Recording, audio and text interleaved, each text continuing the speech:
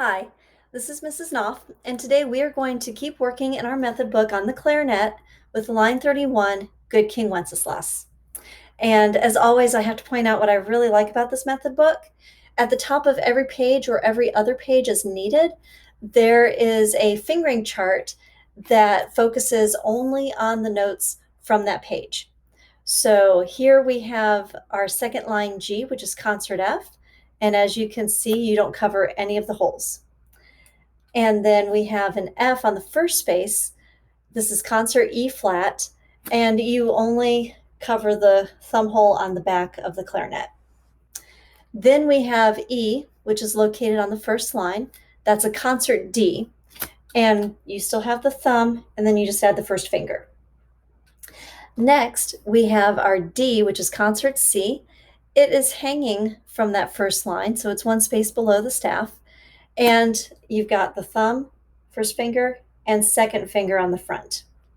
Finally, we have a C, which is concert B flat. It is one ledger line below the staff, and we just add the next finger. So we have thumb, 1, 2, 3. And now we're going to take a look at line 31 and see what all we have. So we start out with our treble clef. And then our time signature is 2/4 time.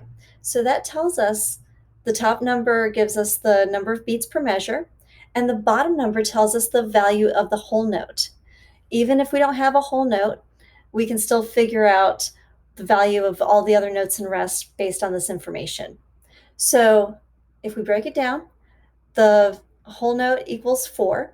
Half of a whole is half. Half of 4 is 2. So the half notes get 2 beats each. Then half of a half is a quarter, half of 2 is 1. So the colored in quarter notes and the quarter rest get 1 beat each. Now we're going to go through and look for patterns. So as you can see, the first measure and the beginning of the second measure, they're all first space Fs, just the thumb. Then we lift up for a quarter note G. We come back down with the thumb for 2 more Fs, and then we add the first 3 fingers on the front for a half note C. And then we're going to work stepwise. So in measure 5, we lift up for a D, put the ring finger back down for C, D, lift up again for E, and then we end with 2 Fs. One's a half note, one's a quarter note, and then we have a quarter rest. We're going to start each note with a T sound, and that way it'll come across very clearly. And I'm going to position my camera so you can see my fingers a little bit better and try to play along. Here we go. 1, 2, ready.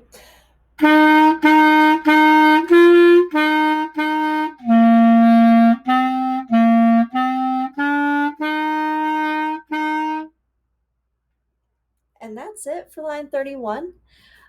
I hope you find this helpful. I hope you're able to keep up and play along with me. And if you want to go faster, that's great. You definitely can do that. And if you need to slow it down, that's fine too. Always take it at a pace or a tempo that works for you. So I hope, again, this was helpful, and we'll see you next time.